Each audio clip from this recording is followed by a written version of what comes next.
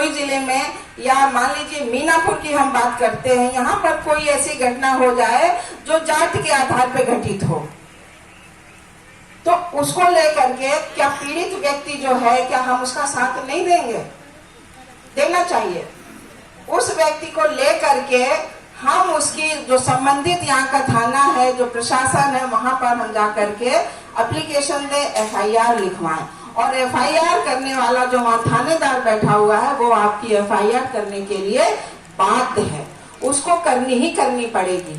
लेकिन होता क्या है कि हमारे लोग सरेआम उनकी बहन बेटियों के साथ में छेड़खानी होती है, उनको स्कूल जा रही हैं, धान काटने जा रही हैं, गरीब घर की बच्चियां हैं, महिलाएं हैं, बुजुर्ग हैं, अपने काम में रहते हैं, दूसरे के खेतों में मजदूरी करते हैं, दूसरे की फैक्ट्री में करते हैं, दूसरे के घरों में जाकर के करते हैं।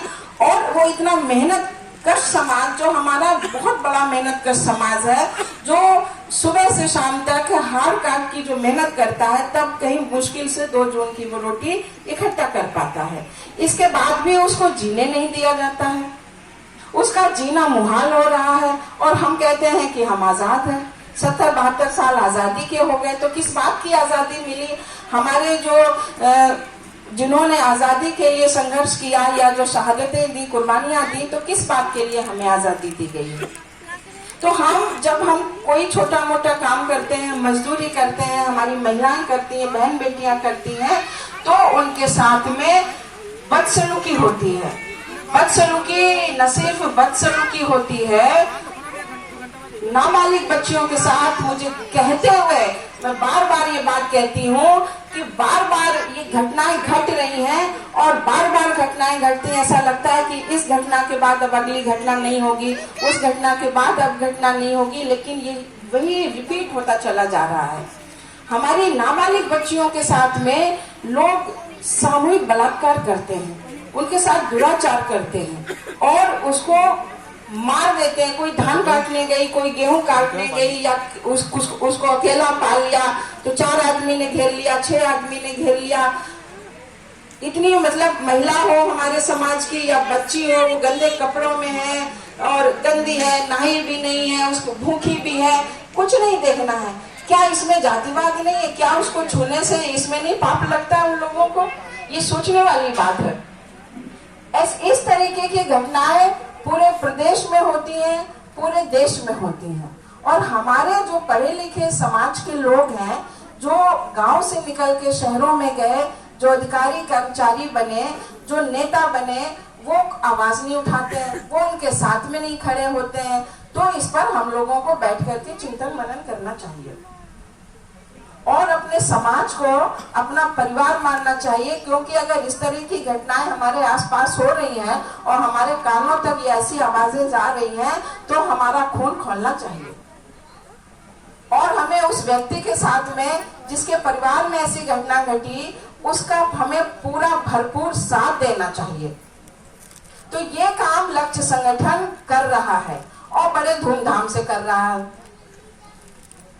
कहीं भी अगर इस तरीके की कोई जाति के आधार पर अगर कोई घटना घटती है आपके आसपास, आपके गांव में, तो आप लोग लक्ष्य संगठन को याद कर सकते हैं।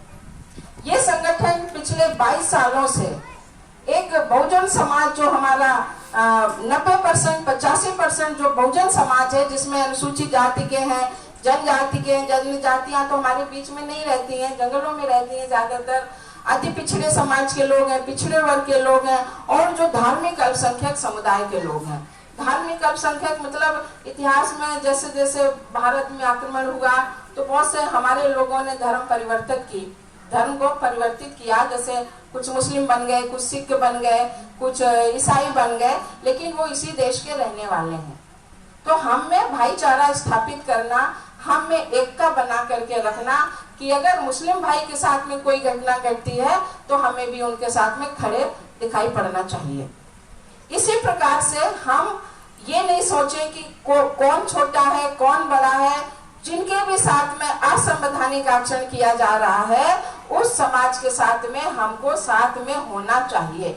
इससे क्या होगा कि भले हमारी सरकारें नहीं होंगी, अब सरकारें हो तो बहुत अच्छा है, क्योंकि संख्या में तो हम ज्यादा है, तो सरकार भी निश्चित रूप से हमारी होनी ही चाहिए।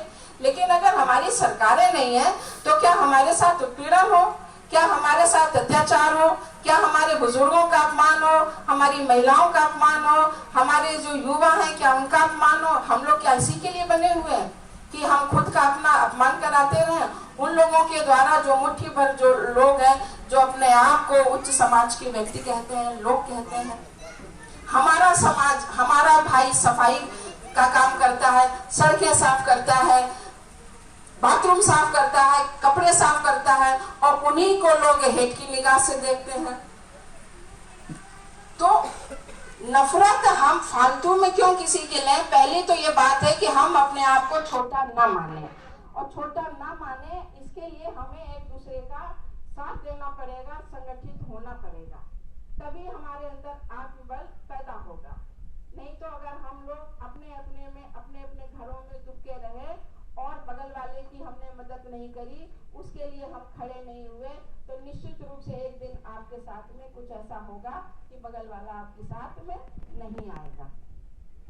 तो भारतीय समन्वय संगठन लक्ष्य ये काम कर रहा है कि अगर पूरे देश में हमारे बहुजन समाज के साथ में कुछ भी ऐसा होता है जो संविधान के दायरे में नहीं आता है, जिसके साथ में जाति के आधार पे उत्पीड़न होता है, तो ये लक्ष्य संगठन उसके साथ में चट्टान की तरह खड़ा हुआ है। अभी देवकी बौद्ध जी ने एक उदाहरण दिया ना कि लखनऊ का जो पारा थाने के अंतर्गत एक गांव है सरोसा, वहां पर एक बच्ची के साथ में ऐसा हो गया और उसकी हत्या कर दी गई। तो उस केस को लक्ष्य ने ही हैंडल किया है। अभी हालांकि वो सुलझा नहीं है, प्रक्रिया में चल रहा है। तो इसी प्रकार से हम लोग पूरे प्रदेश में ऐसे बहुत सारे ऐसे जिले हैं, लखनऊ है, लखीमपुर खीरी है, सीतापुर है, बाराबंकी है, हरदोई है, आपका उन्नाव है, कानपुर है, ऐसे जहाँ जहाँ पर भी इस तरीके का व्यवहार अगर हमारे समाज के साथ में होता है और लक्ष्य के संज्ञान में कोई घटना आती है, तो हम सब लोग उसमें लग जाते हैं।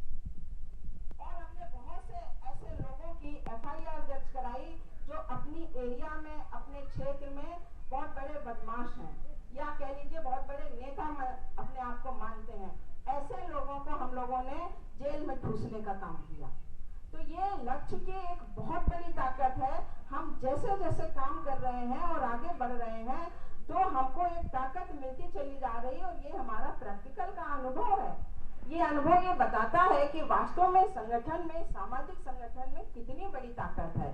हमारे संगठन में जो बहनें हमारी मंचासीन है, इन्होंने ऐसे ऐसे काम किए, मैं आपको बताऊं कि कोई अधिकारी नहीं कर सकता है, कोई नेता नहीं कर सकता है, कोई MLA MP मंत्री नहीं कर सकता है। इस तरीके से लोगों को न्याय दिलाने का काम किया। जो समाज कल्याण से जो पैसे की व्यवस्था होती